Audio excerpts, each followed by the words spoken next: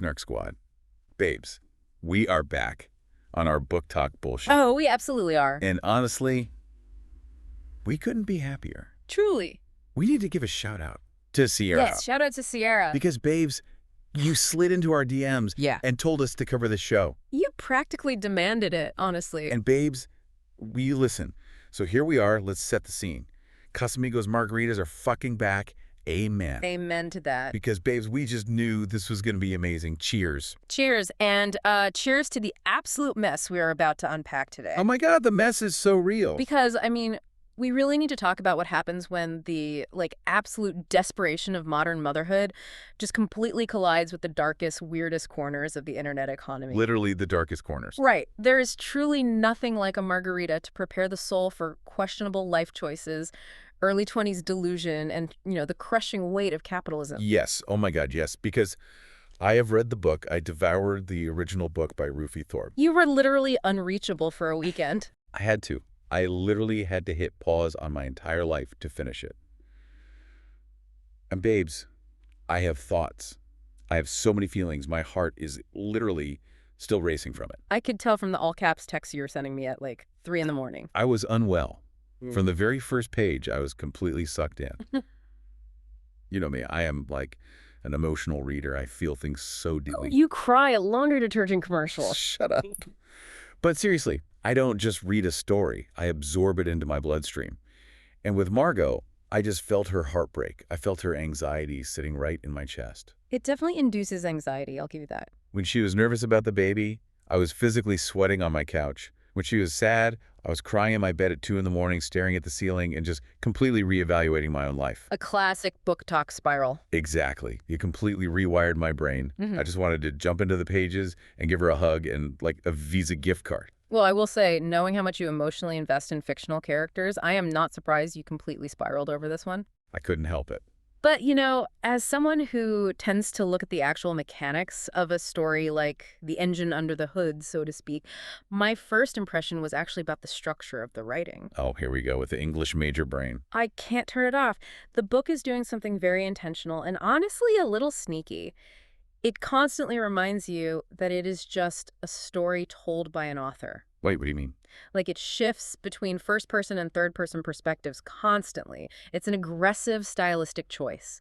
It forces you to constantly reevaluate who is actually holding the narrative power, See, I didn't even notice the POV shifting at first. Really? Yeah. It was so jarring to me. No, I would get so lost in the emotion of it, and then I'd be like, wait, was that last section in first person? Who is talking to me right now? But it felt so seamless to me. I mean, it was definitely a choice. It's like Rufi Thorpe was literally sitting in my living room, drinking a margarita with me, whispering the story directly into my ear. That is slightly terrifying, but okay. Did you read the acknowledgments? She literally says she is in love with the reader. She thanks us for letting her excitedly lie to us. I felt so intimately connected to her. It didn't feel like a literary trick at all. It felt like a confession. It's a clever literary device. We'll give her that. It's almost as if the author is asking the reader not to see these characters as real, to keep a necessary analytical distance. Which I obviously ignored. Exactly. It's Brechttian, in a way. It's telling you, hey, don't get too attached. This is a construct. But of course, you completely bypassed all critical distance and essentially legally adopted Margo as your own child. I am her mother now. Clearly. But I do have to push back a little on the execution, though. Were the changing POVs a genius literary technique or just a slightly confusing nod to the creative writing class Margo took with Mark? Oh, don't even bring up Mark yet. My blood pressure is rising. I'm just saying, sometimes I wonder if it was just a meta joke about the pretension of academic writing that went a little over the top. No, it was absolute genius. It completely put you inside her scattered, overwhelmed mind. And the Buddhism themes. Okay, yes, let's talk about that. Babes, it was so subtle, but so incredibly profound. Margo names her baby Bodhi, which is short for Bodhisattva. Right. I am a total Buddhism newbie, obviously, but I went down a massive rabbit hole looking this up on TikTok. Of course you did. It means someone who has already achieved enlightenment, but willingly chooses to come back to the suffering of the world to help others achieve it too. Wow. Okay, that is actually heavy. Isn't it? And that is exactly what baby Bodhi does for Margo. He grounds her. He anchors her to reality. He teaches her radical compassion. I mean, through a lot of screaming, but yeah. Before the baby, she's floating. She's lost. After the baby, she has compassion for her messy dad, her incredibly critical mom, even the weird men on the internet. He is her little enlightened guide. Which brings us perfectly to the core metaphor of the entire story, the concept of the hungry ghost. Yes, the title of episode 1. We have to talk about this because it drives literally everything. In Buddhist cosmology, a hungry ghost is a specific type of creature. They sound terrifying. They are. They are depicted as having these massive, bloated, empty bellies, but tiny, needle-thin necks. Ugh, the visual's so creepy. The mechanics of their existence are pure torture. They are desperately, insatiably hungry, but because their throats are so narrow, they can never consume enough to be full. That is so sad. And even worse, everything they try to eat or drink turns to dust or fire in their mouths. It's a metaphor for craving, unquenchable craving. Craving everything. Exactly. Craving love, craving attention, craving money, craving drugs, and every single character in this story is a hungry ghost. Oh my God, you are so right. Jinx is hungry for heroin and connection.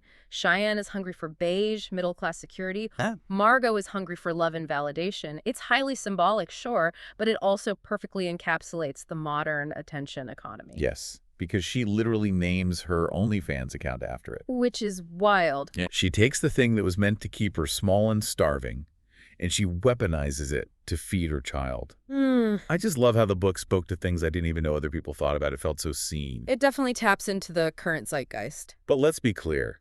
We are still book talk girlies. Don't get it twisted. Crowley. My For You page is a terrifying, chaotic mix of spicy fantasy recommendations, people aggressively crying in their cars over literary fiction, and, well, unhinged snacks. Oh, God. Speaking of TikTok and unquenchable cravings, we were doom scrolling, as one does when avoiding reality. One must. And we came across the viral pickle dip. The dip? I literally had to hit pause, so naturally we made it. We had no choice. And babes, we need to discuss, because the internet has officially lost its collective mind. I am simultaneously obsessed and completely horrified. Mostly horrified, I hope. No, it is a sensory overload in the absolute best and worst way imaginable. Explain the crime scene to the Snark squad. Okay, so you take a massive block of cream cheese, just a brick of it. You chop up a terrifying, frankly irresponsible amount of dill pickles. So many pickles. You dump in a packet of dry ranch seasoning, and then maybe a splash of the actual pickle juice if you were feeling truly chaotic. Which you were. It was. And you mix it all up into this, like, sludge. Babes, I was dipping everything in it. Carrots, potato chips, crackers, literally my bare finger. It was disturbing to watch. It's aggressive. It attacks your taste buds. It's salty. It's creamy. It's crunchy. It's sour. It's everything everywhere all at once. Okay, I am going to have to step in and analytically rank this because someone needs to be the voice of reason before the Snark squad poisons themselves. Do not disrespect the dip. I judge this dip a solid 4 out of 10 on texture, but maybe a 7 on taste. A 4 on texture. The mouthfeel is alarming. It's chunky cream cheese. Let's just call it what it is. It's rustic. You are eating a savory cheesecake that's been violated by a deli. Was it worth the inevitable stomachache?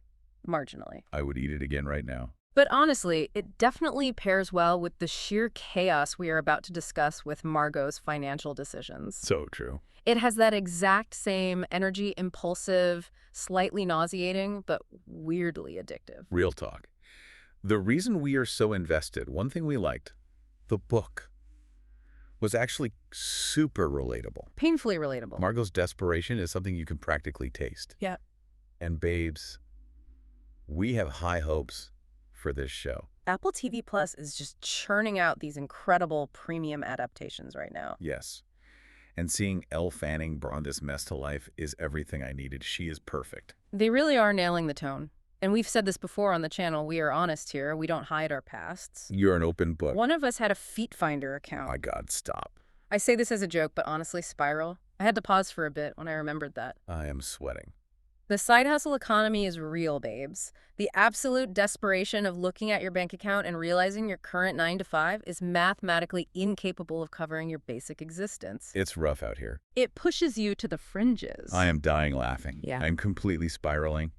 Babes, times were tough. You gotta do what you gotta do. Rent was due, inflation was out of control, and honestly, pedicure photography is an underappreciated art form. And art form, she says. I had good lighting. I had a ring light pointed at my ankles. I'm deflecting aggressively away from your digital footprint right now, but the point stands. Thank you. When the systemic safety nets fail, the individual has to commodify whatever they have left. For you, it was your arches. High arches, okay. For Margo, it's her creative writing degree and a Pokemon encyclopedia. Exactly. And babes, we can relate to some of this. We know what it's like to hustle, but let's be clear. We are reformed now. Allegedly. Jokes. Spiral. But seriously, watching Elle Fanning on screen, watching her try to figure out how to simply afford a human life in California, it hits so close to home. It's stressful just watching her check her bank app. The panic in her eyes isn't acting. That is the millennial and Gen Z baseline anxiety. All right, so let's get into the actual mechanics of the mess. We binge-watched the first 3 episodes of Margo's Got Money Troubles. Let's break down episode 1, The Hungry Ghost. I am so ready. Let's set the baseline of Margo's reality. She is a 20-year-old college student at Fullerton. She is waitressing on her feet all day. She's dreaming of being a writer. She's living with roommates in a cramped, gross apartment. It's a standard college experience. Right. She has this incredibly vivid, beautiful imagination. And then, because she is young and seeking validation, she falls into a deeply messy affair with her married literature professor, Mark Gable. Mark is the actual worst human being on the planet. A total cliche of a man. I was screaming at my television. I wanted to throw my margarita at the screen. The power dynamics, babes. Let's unpack the absolute toxicity of this man. Please do, because I hate him. He is older, he is married, he is in a position of institutional authority over her. He is feeding her this hollow, manipulative, pseudo-intellectual garbage just to get her into his bed. He tells her she could go to Harvard with her talent. Do you know what that does to a 20-year-old girl who is waitressing to afford textbooks? It completely blinds her. He's basically making her fall in love with herself through his eyes and then exploiting that trust. It's so gross. Michael Angarano plays him perfectly, too. He has that exact, highly specific brand of slimy intellectual narcissism. Oh, yes. The tweed. The kind of guy who wears a tweed jacket and quotes obscure poets to justify his complete lack of a moral compass. He weaponizes his intellect. And Becca, Margot's long-distance best friend, played brilliantly by Sasha Diamond, was the only voice of reason in this entire narrative. Thank God for Becca. Becca literally tells her point blank, "A professor does not ask a student for coffee without ulterior motives." Facts. Becca saw right through the academic pretense to the predatory core underneath. Becca is the friend we all need but rarely listen to. The absolute MVP of episode 1, and then the poem happens. Ah, yes. The infamous poem. Mark writes her The Hungry Ghost. He gives it to her like it's this grand romantic gesture, but the lines are literally, "I feel nothing, keep touching me, I feel nothing." It's chilling, honestly. EW. I- EW. Creepy. Yeah. Toxic. Throw the whole man into a dumpster and set it on fire. He is literally telling her, in writing, that she is just an object to numb his own existential emptiness. It is entirely predatory, and it perfectly aligns with the Buddhist concept we discussed earlier. He is a hungry ghost, trying to fill an unfillable void with a 20-year-old student. Exactly. And of course, the statistically inevitable happens. Margot's period is late. The panic. She takes about a dozen pregnancy tests in this wonderfully dark, frantic, comedic sequence. The sheer volume of plastic sticks lined up on the bathroom counter is a visual representation of her rising panic. I felt that in my soul. She finally tells Mark, and let's look at the mechanics of his reaction. His immediate, knee-jerk, visceral reaction is to suggest calling Planned Parenthood. You didn't even hesitate. He asks if a private doctor could do it quietly. He wants to pressure her into an abortion, not because he has thoughtfully considered her future or her readiness for motherhood, but entirely to save his life. Selfish prick. He wants to abort her future to protect his tenure, his marriage, and his comfortable, insulated existence. It is so gross. It is the ultimate betrayal. He painted himself as this enlightened mentor, and the second things get real, he treats her like a literal liability. He tosses her aside. But this is where I just fiercely love Margo. This is where the emotional core of the show anchors you. Yeah. She goes to the clinic to get the ultrasound. Right. She's terrified, but then she hears it. She hears a little rapid flutter, that tiny whisper of a heartbeat on the monitor, and she just knows. It changes everything. It literally bypasses her brain and hits her soul. She wants this baby. She is operating entirely on primal emotion, logic, and finances be damned. She's stepping off the cliff without a parachute. Very steep cliff. And that decision is the catalyst that brings in Cheyenne, her mom, played by the absolute legend, the icon, Michelle Pfeiffer. Which perfectly transitions us into the reality check of episode 2, Homecoming, because Cheyenne is a fascinating, deeply tragic character study. I love her so much, even when she's awful. We have to look at the historical context of Cheyenne to understand her reaction. She had Margo at 20 years old while waitressing at Hooters in the 90s, The parallels are insane. and the man she slept with to get pregnant. Also a married man, just like Mark. Cheyenne is looking at her daughter and seeing history repeat itself with terrifying precision. It must be so triggering for her. Cheyenne knows the crushing, suffocating, bone-deep reality of being a single mother with no financial backing. She knows exactly what it costs to raise a child alone. She knows the dreams you have to bury. Michelle Pfeiffer's face acting during the baby shower scene. Unbelievable. Give her the Emmy right now. Just mail it to her house. Yeah. The nuance in her eyes. She delivers this line that just gutted me, tore me open. Oh, I know which line you mean. Margo is feeling the weight of her mom's disappointment, and she asks if she ruined her mom's life. And Cheyenne just looks at her, kisses her cheek with this heartbreaking mixture of resentment and profound love, and says, "You ruined my life so pretty." It's a killer line. I was sobbing, babes. I was violently sobbing into my margarita. It captures the entire paradox of motherhood. It's a beautiful, devastating line.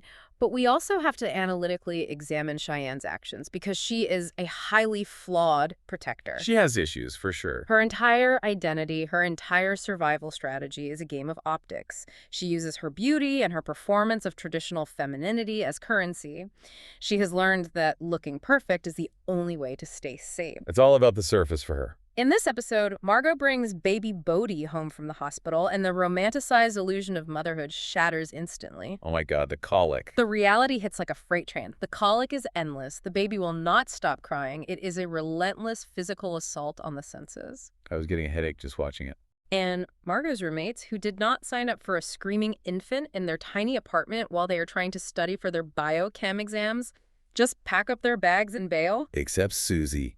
We have to praise Susie. Susie is an outlier. The diagram plays Susie, the cosplay-loving, aggressively supportive angel roommate, and she is a ray of sunshine in the darkness. She's wearing elf ears and holding a screaming baby. True, she stays. But the reality is, the other roommates leaving means Margo's rent just functionally tripled overnight. Which is terrifying. She is holding this tiny, red-faced, screaming potato. She's completely out of diapers. Her nipples are bleeding. Her body physically hurts from the birth. It's so visceral. The show does not romanticize this postpartum period for a single second. It is gritty, exhausting, primal, physical survival. It is sleep deprivation as torture. Exactly. And because Margo has absolutely zero liquid capital for childcare, she is forced to beg Cheyenne to babysit so she can go back to her waitressing job just to earn cash for diapers. A terrible plan. Now, look at Cheyenne's psychology here. Cheyenne is terrified of failing at the one thing she's supposed to be good at. And she does fail. The baby cries nonstop. Cheyenne cannot soothe him. She completely melts down. She completely spirals, pacing the floor, claiming the infant is actively judging her. The psychological projection is wild. She is projecting all her insecurities onto a newborn. So, in a state of sheer panic, she brings Bodhi to Margo at the restaurant in the middle of a lunch rush, which directly leads to Margo getting fired by her manager, Tessa. Getting fired for being a desperate mom, the system is so fundamentally broken. What is she supposed to do? Daycare costs more than her rent. Wait, let's be objective. She was fired for unreliability and bringing an uninsured infant onto a busy, hazardous restaurant floor, which is a massive liability for any business owner. Whose side are you on? The side of logic. But yes, the macro takeaway is that the lack of systemic societal support for single mothers is glaring and catastrophic. Thank you. Meanwhile, as Margo's life is imploding, Cheyenne is out here dating Kenny, played by Greg Kinnear. Oh, Kenny. Kenny is the pious, aggressively boring president of an Episcopalian church. And Cheyenne is actively hiding her true self from him. She's playing a character. She is hiding Margo's disastrous situation. She is hiding her chaotic past because she is desperate for the perceived security of a marriage proposal. She wants the ring, the house, the beige life. And he actually proposes at an Applebee's. I'm sorry, I have to pause the narrative and critically judge this moment because it offended me on a deep spiritual level. He's so cringe. Applebee's proposal. The man sits there, eating his french fries with mustard, which is absolute psychopath behavior. Let's just state that for the record. And then he proposes at a neighborhood grill and bar Over mozzarella sticks? over half-priced appetizers. It perfectly, brilliantly highlights how Cheyenne is actively settling for this beige, flavorless, profoundly safe existence because she is so deeply traumatized by the chaos she used to live in. She just wants peace. She will take the mustard fry guy just to know her electric bill will be paid. Which perfectly sets up the return of the absolute king of chaos. Episode 3, Jinxed. Yes. Nick Offerman. Babes, Nick Offerman stepping into the role of Jinx, Margo's dad. He is an ex-professional wrestler and recovering heroin addict.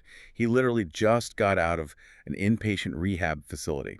The visual storytelling of his introduction is masterful. The very first thing we see is him taking his prized championship WWE belt, the symbol of his past glory, his literal identity, and trading it to a random biker for a beat-up motorcycle just so he can ride out to California to see his new grandson. That scene was cinematic. It establishes his internal priorities immediately. He arrives at Margo's door, unannounced, carrying his entire life in a duffel bag, and he just moves in. I was emotionally destroyed by him. I'm tearing up just thinking about it. He has a lot to process. He is this massive, macho, bearded man, but he is so incredibly tender. The juxtaposition is beautiful. He cleans their disgusting apartment bathroom with a toothbrush. Ag Grout was sparkling. He is so gentle and mesmerizing with Bodhi. He has this conversation with Margo that just shattered me. He tells her that he voluntarily checked himself into rehab, but he knows his own weakness. Right, he knows he needs an anchor. He knows that if he lives alone in some halfway house, he will relapse. The silence will kill him. He says he needs someone to perform sanity for. That phrase. Babes, that phrase broke me. He loves them so much that he is using them as his anchor to reality. It's a very raw, unflinching depiction of the mechanics of addiction. Addiction thrives in isolation. Exactly. But let's put our analytical hats back on for a second because we cannot just get swept away by the emotional acoustic guitar music playing in the background. Wine ruin the moment. Cheyenne absolutely loses her mind when she finds out Jinx moved in with Margo. And honestly, I am on Cheyenne's side here. She is entirely logically justified in her panic. What? No. How can you say that? He's trying. He is actively trying to be better. He cleaned the grout. Cleaning the grout does not erase a decade of unreliability, babes. Look at the facts on the ground. He's her dad. He is a recovering heroin addict who abandoned them for years, suddenly moving into a tiny apartment with a highly vulnerable, colicky newborn and a financially destitute 20-year-old who just lost her job. Okay, when you say it like that. Cheyenne is terrified because she knows his history. She has lived through his relapses.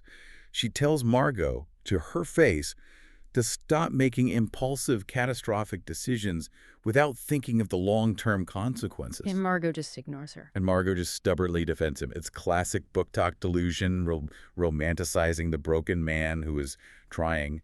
But in reality, bringing an addict fresh out of rehab into a volatile environment is a massive, quantifiable risk to that baby's safety. Okay, fair. From a strictly clinical standpoint, it's risky. But you cannot deny the narrative payoff. Oh, the narrative payoff is huge. Because Jinx is the one who inadvertently gives her the idea that literally saves her life. They're sitting on the couch watching old wrestling tapes, and Jinx casually mentions Arabella, a fellow wrestler. Yep, the seed is planted. He explains that Arabella got fired from the WWE for having an OnlyFans account. But the kicker, he says she makes more money in a single month on that platform than she did in a whole year of taking physical body slams in the ring. You can literally see the light bulb go off behind Margo's eyes. It's a revelation. Yes, the infamous OnlyFans pivot, the monetization of the self. It's her only way out. But before we get to the execution of that pivot, we have to talk about the extortion meeting, because this is the catalyst that forces her hand. Oh, God. Elizabeth. Mark's mother, Elizabeth, played with absolute, terrifying, icy perfection by Marcy Gay Harden, officially summons Margo to her sprawling estate. She calls baby Bodhi a little trap. The audacity, the sheer, unadulterated evil. I wanted to jump through the television screen and physically fight her. She was ruthless. Margo had originally gone to the college campus just to demand $3,000 from Mark for basic survival diapers, rent, groceries, and this is the family's calculated response. Elizabeth and her high-priced, incredibly slick lawyer sit Margo down in this sterile, intimidating room and offer her a structured deal. A deal with the devil. They will put $50,000 into an untouchable trust fund for Bodhi. By the time the child turns 18, with compound interest, it will mature to roughly $300,000. which sounds like a lot to a broke 20-year-old. But in exchange for this distant pot of gold, Margo must sign a draconian non-disclosure agreement.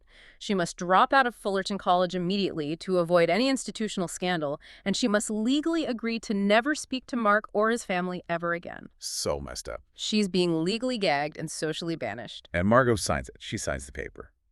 Because she is absolutely desperate. I couldn't believe it. She is sitting in that opulent room, and all she can think about is the cost of $200 diapers, the rising rent, the fact that she has $0 in her checking account, and she just wants to secure Bodhi's future. She wasn't thinking straight. She sacrifices her own education and her own voice out of pure, primal maternal love.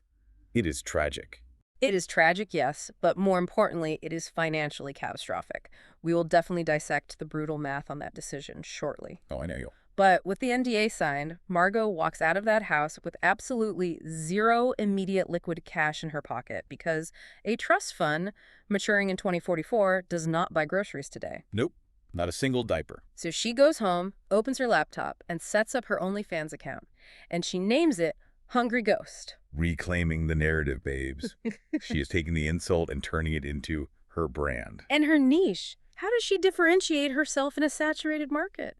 She uses her creative writing skills to rate pictures of male anatomy by comparing them to Pokemon characters for $20 tips. Absolute unhinged chaos. I was screaming at the television. I mean, it's certainly creative. Comparing someone's anatomy to Pikachu. Yeah. Or a Bulbasaur. It is so funny. It is so incredibly specific, and it immediately hits a demographic nerve. A very specific demographic. It gets her a subscriber on day one. The greatness bell chimes on her phone at the very end of the episode, and she has her first paying fan. It is the birth of an empire. It is a wild ride, and it perfectly sets up the structural conflicts of the entire series. So let's break these choices down, Snark Squad, because we need to look at the cause and effect here. Yes, let's process. You know, looking at all of this, the thing that just completely destroyed me, the most relatable struggle of this entire show. What had you saying? Yeah. Same. For me, it was the sheer suffocating, paralyzing cost of living, the financial paralysis that just freezes your blood. Oh, absolutely. There's this scene that is just burned into my retinas. Margo is in Bloomingdale's with Cheyenne. They are looking at baby stuff, the strollers, the bassinets. And Margo looks at the price tags. The sticker shock is real. Hundreds, thousands of dollars for basic necessities. And the math just hits her all at once. She has a complete physical breakdown. She literally collapses onto the pristine floor of the luxury department store, and she refuses to get up. Just lies right down. She is sitting there, crying, surrounded by designer clothes, saying that this is the beautiful, safe world her baby deserves, and she knows she won't even come close to being able to afford it. It's devastating. Babes, who hasn't felt that exact brand of panic? Not necessarily about a baby, but just looking at the sheer price of existing right now. Literally just buying groceries makes me want to cry. Rent skyrocketing overnight because your roommates bail. Groceries costing half your paycheck. You look at your budget, and the math doesn't math. You just want to lie down on the floor of the cereal aisle and give up. I felt that despair in my bones. It is the defining emotion of our generation. It is a deeply relatable moment for anyone participating in the modern economy. The systemic failure is palpable, but analytically, we have to look at the interpersonal dynamic in that moment. Of course you do. I have to snark on Cheyenne's response to her daughter's existential crisis. Margo is having a legitimate mental break on the floor, and Cheyenne looks down at her with absolute disgust and says, "You are making a scene. Get yourself back off the floor, young lady. There are no victims in Bloomingdale's." Brutal. Absolutely freezing cold. Brutal, but from a character standpoint, hilarious and incredibly revealing. Cheyenne is entirely focused on optics. She is not upset that Margo is suffering the crushing weight of poverty.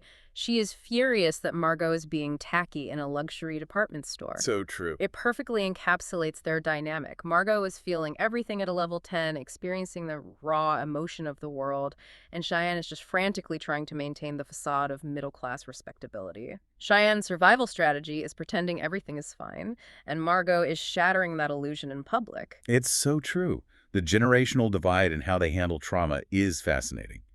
But Margo's feelings of helplessness are so valid, but that relatability does not excuse the absolute worst decision made in the history of television. Oh, I'm ready for this. Who made the most questionable choice? Call it out. Oh, this is easy. It is Unequivocally, mathematically, and legally, Margo signing that trust fund deal from Mark's evil mother. No. Stop. She was doing it for Bodhi. She thought she was being a good mother. I am analytically and critically judging this to the fullest extent of the law. Let's break down the actual mechanics of what she did, because it is a masterclass in how the wealthy exploit the poor. Okay, hit me with the math. She accepted a $50,000 trust fund that she cannot touch, which might, if the market holds, mature to $300,000 in 18 years.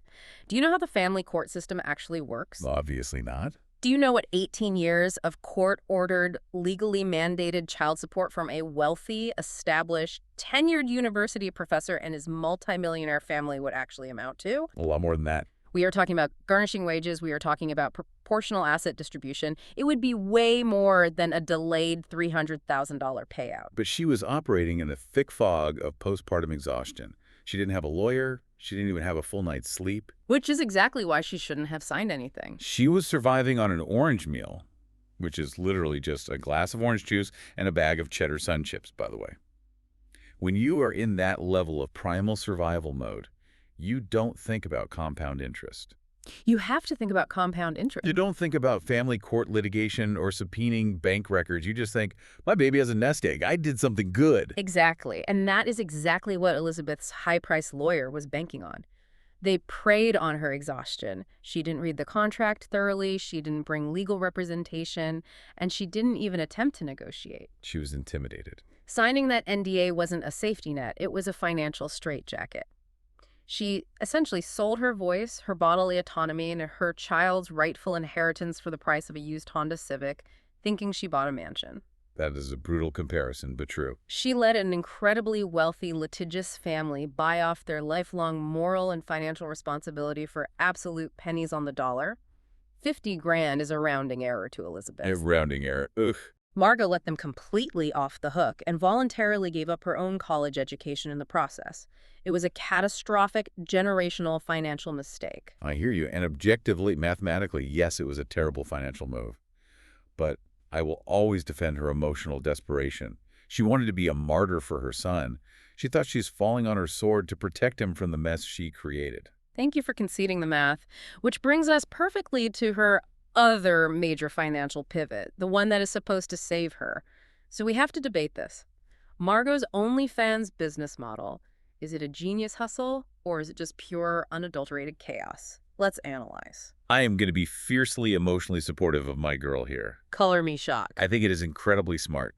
Sex work is work, and she is finding a highly creative way to survive on her own terms in a system that wants her to fail. Okay, go off. She is using her natural talent, her creative writing degree, and monetizing it. It is remote work, so she doesn't need to pay for an exorbitant babysitter or rely on Cheyenne's disastrous childcare skills. True, she can stay home. It is safe, done entirely from the physical security of her own bedroom, and she is getting paid $20 a pop just to compare anatomy to a Squirtle. A Squirtle. I can't.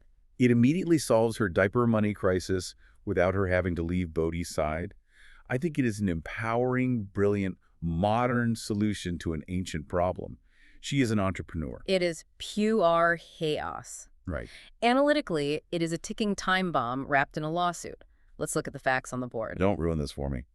She literally just signed an ironclad, legally binding non-disclosure agreement with a rich, highly litigious family whose sole stated goal is to keep her quiet and out of the public eye. Yeah. So what does she immediately do? She launches a highly public, monetized internet profile.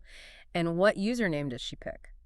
Hungry Ghost. It's iconic. The exact hyper-specific title of the deeply personal poem her married professor wrote for her during their illicit affair. It's poetic justice. She's taking her power back. It is a breach of contract waiting to happen. Yeah. Do you think Elizabeth's lawyers aren't monitoring her? Maybe they don't know what OnlyFans is. They will eventually find that account, they will connect the very obvious dots, and they will absolutely claim she is violating the spirit and letter of the NDA by publicly referencing the affair through that specific moniker. They will sue her for the $50,000 back, plus damages. Oh, God, you're right. Not to mention the interpersonal fallout. Cheyenne is currently expending massive amounts of energy trying to hide Margo's entire messy existence from her pious church president fiancé, Kenny. Oh, Kenny would have a heart attack. How exactly is Cheyenne going to react when she inevitably finds out her daughter is rating male genitalia online while living in a cramped apartment with her heroin addict ex-husband? It is a house of cards built on a fault line, and someone just turned on a massive fan. Okay, when you lay out the legal ramifications like that, yes, the username was maybe a little petty and short-sighted. Very short-sighted. But she is desperate. She needs cash flow today, not in 18 years. Which brings us to the ultimate question, the reality check for all of us. If you were in her shoes, if the system failed you, what is your actual limit? Be honest, what's your limit? Oh, we are going there. Would you do it for the money? Let's spiral. All right, let's explore the fringes of our own morality. Returning to the digital footprint we discussed earlier. Please, let's return to the toast. If diapers were suddenly $200 a box, your rent was due tomorrow, your roommates bailed on you, and you were surviving on orange juice and sun chips, what is the absolute wildest side hustle you would actually genuinely execute? Babes, I would absolutely rate things online for money, without hesitation. I believe that. If someone offered me $20 to tell them what Pokemon they look like, I would have a Google spreadsheet open right now. I would be categorizing by type, water type, fire type, grass type. You've thought about this? I would lean into it so incredibly hard. I'd have a tiered pricing system. $20 for a basic evolution, $50 for a legendary comparison. I mean, the logistics of the Pokemon gimmick are admittedly sound from a marketing perspective. It targets a demographic with disposable income, built-in nostalgia, and a desire for personalized attention. It's a blue ocean strategy in a crowded market. Exactly. It's a goldmine. But could you actually handle the customer service aspect, the emotional labor? Imagine the direct messages. Excuse me, why did you rate me a Magikarp? I paid for Charizard energy. I demand a refund. I would be absolutely ruthless. Sir, you are giving strong Metapod vibes. Your energy is completely static. Please pay your invoice and reflect on your choices. Wow. I would thrive in that environment. But seriously, jokes aside, the modern gig economy is so profoundly dystopian.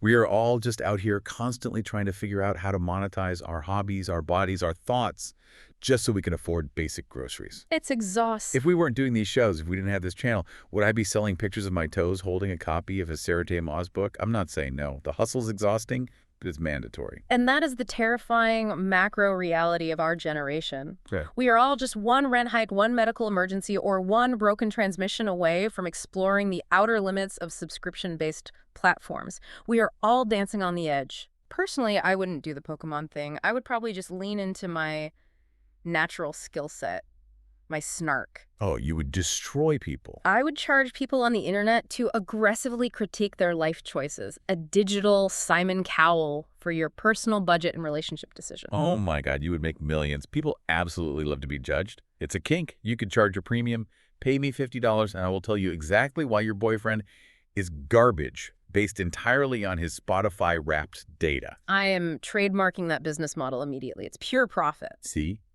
Book talk chaos, pickle dip confusion, margarita vibes, messy relatability.